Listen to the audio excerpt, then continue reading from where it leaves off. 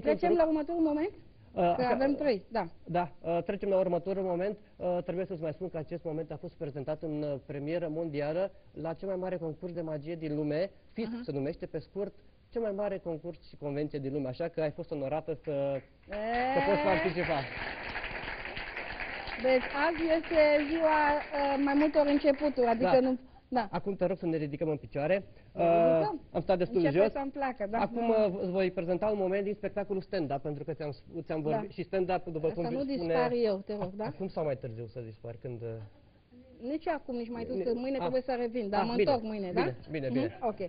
Bun. Pentru că stand-up înseamnă să stăm în picioare, nu? Îți voi prezenta acest moment. Am aici, la mine, uite, o sfoară. Nu știu dacă ești obișnuită sau învățată, uite, avem aici o sfoară. Mă legi tu pe mine? Te rog să o examinezi, te rog să te uiți la ea. Și am aici undeva Așa. dacă o găsesc, o foarfecă, care taie. Da. Și taie pe bune. Da, și pe bune. Vom lăsa aici. N-ai altceva, poți să te verific? Nu. N-am voie, nu? Deocamdată nu. Uite, dă-mi te rog sfoara înapoi. Uite cum facem. Am să te învăț pentru că la orice sfoară există niște reguli, da? Avem aici capătul numărul 1 și aici capătul numărul 2. Asta înseamnă că aici avem un mijloc. Bravo, mijloc pe care tu îl vei lua și îl vei tăia. Uite, ia te rog foarfeca. Ia foarfeca și taie, te rog, mijlocul. Taie mijlocul, taie-l. Foarte bine, taie-l. Că s-a tăiat. Acum, astfel încât avem două sfori de lungime aproximativ egale. Uite cum facem, vom face exact așa. Vom lua capul 2 și îl vom pune la capul 2, vom lua capul 1, îl vom pune la capul 1, vom pune prima secțiune peste, a doua secțiune peste, tragem de primul cap și acoperim. Ai înțeles ceva? Nu. Bine. O luăm de la capăt. Avem o sfoară, da? Eu mă gândeam la luăm așa și învârtim la capul unul. Avem o sfoară, o luăm de la capăt, da? Întreagă, dar nu ai fost atentă. Uite, nici voi n-ați fost, apucă, te rog, foarfeca și o luăm de la început. Dă drumul sforii. Avem aici capătul 1. Asta înseamnă că avem aici un mijloc pe care tu îl vei lua și îl vei tăia.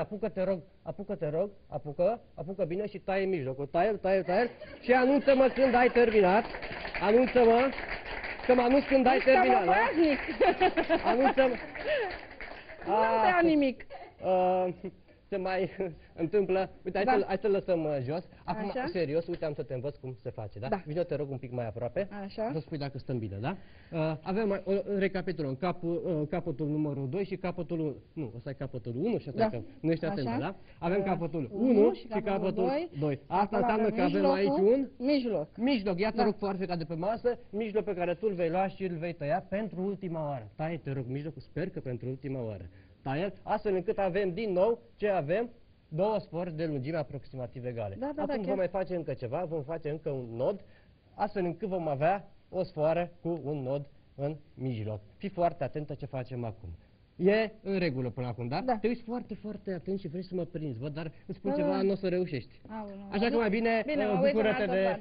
Nu, am glumit, vom mai face încă ceva, vom face încă un nod pe sfoară, astfel încât vom avea o sfoară cu o parte superioară formată din încă un nod. N-ai înțeles nimic, dar taie, te rog, aici. Mă pierd prin nodurile astea pe mine. Aici. Am și eu acum un nod în stomac, acum de la atâta... Taie aici, taie. Același lucru vom face și în partea de jos, fii foarte atentă, încă un nod, astfel încât avem o parte de jos a sforii formată din încă un nod. Trebuie să vorbesc foarte mult, așa mi s-a spus. Taie, te rog, aici. Acum fii foarte atentă, avem o sfoară cu 3 noduri. Vino, te rog, în fața mea.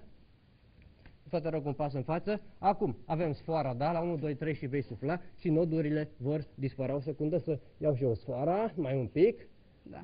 Așa. La 1, 2, 3 și sufli și nodurile să dispară de pe sfoară, da? Ne concentrăm, da? 1, 2, 3 și... Nu, stai. Trage aer în piept. Și 1, 2, 3 și suflă! Nu aplauze, nu. Pentru că a mai rămas un nod pe sfoară. Mai suflă o dată. N-am respirație bună. Ce facem în cazul ăsta? Da, mai suflăm o dată? Mai încercăm o dată. Apucă, te rog, acest capăt al sforii. Voi apuca și eu acest capăt al sforii. Te ajut. Să sărim? Încă nu. Te ajut și eu, da? Ne concentrăm. Te ajut și eu, suflăm. Hai, facem un final frumos, da? 1, 2, 3 și... Hai mă, n-ai suflat tu ca lumea. Încă o dată, da? 1, 2, 3 și... Ia, încearcă mai aproape, poate acum merge. Mai aproape, hai, suflă. Suflă. Mai aproape, poate acum reușești. Ei bine, atunci, ia te rog nodul acasă și mai exersează. Aplauze, vă rog. Auzi? Nu-i așa că nu m-am făcut de râs? Nu. Da, doamnelor, știu că cam aici ne oprim pentru astăzi. Mai avem un moment care o să fie pentru final. Al treilea moment. Mulțumim lui Emil Drăgan, care a fost un scump aici. Bine că n-a dispărut nimeni, nici măcar publicul. Au rămas și publicul și aplauzele. E un lucru bun. Așa, meritați să rămâneți pentru tânărul nostru magician. Vă mulțumesc foarte mult pentru că ați fost alături de noi și în această după-amiază. Vă aștept și mâine tot aici la 6. Să nu uitați să ne scrieți. Avem nevoie de povești dumneavoastră de dragoste. Scrieți-ne la adresa noastră de e-mail a emisiunii belaceau@10tv.ro. Avem acel concurs, vrem să vă trimitem într-o excursie romantică la munte. Până mâine, ceau, să fiți iubiți și Emil Drăgan, magicianul nostru de serviciu astăzi, pentru ultimul moment. Eu te rog lângă mine pentru că tot de tine am nevoie. Îmi place postura asta de cobai. Că ai scăpat. Uite ce trebuie să fac, să spart? Am aici un pachet de cărți, da? Ești Bani nu dai și mai tu? familiarizată decât cu sforile. Da. Și am aici și un pachet de cărți, nu, lasă-l, pentru că am și un pachet de cărți mare. Am un pachet de cărți mic și unul mare. Spune, te rog, pe care îl alegi. Sigur, pe cele mai mari, nu pe sunt cel mare, mi se pare normal, e o alegere înțeleaptă. Ia-l și te rog, alege orice carte vrei din pachetul de cărți mare. Cea mai mare, bineînțeles. Orice carte vrei, arată tuturor și pune restul cărților pe jos. Am uitat să-ți spun că pentru acest moment am nevoie de ochelarii mei. Aleg cea mai mare. Am nevoie de ochelarii mei norocoși. Așa, văd mai bine. Nu mă uit, da, eu nu mă uit. Să-mi spui când e în regulă, lasă restul cărților pe masă. Da? Ați văzut. Lasă restul cărților pe masă, păstrează cartea și bagă unde vrei în pachet. Absolut oriunde vrei, iar eu nu mă uit. Poftim? Bagă unde vrei în pachet, iar eu... pe asta mare? Mare în pachetul mic și eu nu mă uit. Promit că nu mă uit. Și să-mi spui când să mă întorc ca să nu văd unde e cartea, da? Da. Ok. Așa. Gata, mă pot întoarce? Da. Da? Da. Bine. Acum voi încerca să-ți găsesc cartea, da? Da, dar nu te uita, te rog. Nu mă uit, fii foarte atentă, da? Așa, liniște, pentru că e greu, liniște, da? Da. Nu înțeleg ce e greu, dar da.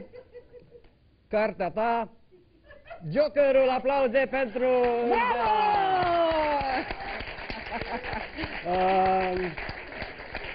Văd că... Nu. Văd că nu ești foarte impresionată, așa că vom face trucul... Nu știu Vom face trucul din serios, da? Uite, te rog, alege orice carte vrei din pachetul de cărți mic de această dată, alege orice carte vrei, arată tuturor, acum pe bune, da? Arată tuturor. Să spui când e gata, încearcă să o ții minte. Este gata de ieri, hai. Da? Da. Pune-te rog deasupra, ajută-mă, te rog. De ce deasupra? Hai să vezi, te explic imediat. Nu e acel gen de truc cu care ești obișnuită. Vom amesteca și mai amestecăm încă o dată. Acum, e foarte important. Până acum a fost comic, dar acum e foarte serios, da? Eu voi face așa, îți voi da pachetul, vei pune asupra frunții și vei cădea într-o transă foarte, foarte adâncă. Îmi iei fond de ten. Nu. Când te vei trezi, din transă, uite, mai amestecăm pachetul. Când te vei trezi din transă, vei căuta cartea în pachet, da? Dacă îți vei găsi cartea în pachet, vei câștiga un premiu. Adică intru eu în transă? Când vei face din nou așa, te vei trezi și vei căuta cartea în pachet, da? Hai să mai amestecăm o dată cărțile, să fim foarte, foarte siguri. Nu râdeți pentru că câteodată nu a reușit și subiectul nu s-a mai trezit din transă, da? Acum să vedem ce se întâmplă. Uite-te doar în față. Emisiunea cât mai ține? Te uiți doar în față, da? Ia te rog pachetul, pune asupra frunții, pune-l. Detenul meu cum rămâne? Închide ochii, dormi, ca într-o transă foarte adâncă. Dormi. Deschide ochii, caută cartea în pachet. Hai, deschide ochii, caută cartea în pachet. Dar n-am dormit încă. Caută, hai, deschide ochii, caută cartea în pachet. Ia, caută aici. Vezi. Nu, vezi, dar poate e aici, vezi. Caută. Era asta? Nu, caută mai departe. Nu era aia. Vezi, poate e aici, poate ți-a scăpat. Ia, vezi.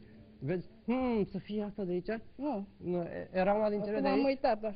Păi nu văd, că o să intru în transă acum pe bune. Ia-le pe asta. Caută mai departe, poate ți-a scăpat acolo, ia să vedem. Nu era optul ăsta de râmb de aici? Nu era? Ia. Nu era asta. Atunci uite-te, te rog, în ochii mei. Nouă de romb, aplauze, vă rog, pentru Bela. Da. Aia era, da. Mulțumim foarte mult, mulțumim foarte mult. Mulțumesc și eu. Da. Bun, ne vedem și mâine, mulțumim, Emil. Mulțumesc și eu foarte mult, la revedere. Da. Data viitoare să-i pui și pe ei în mișcare. La revedere pe mâine, ceau, ceau.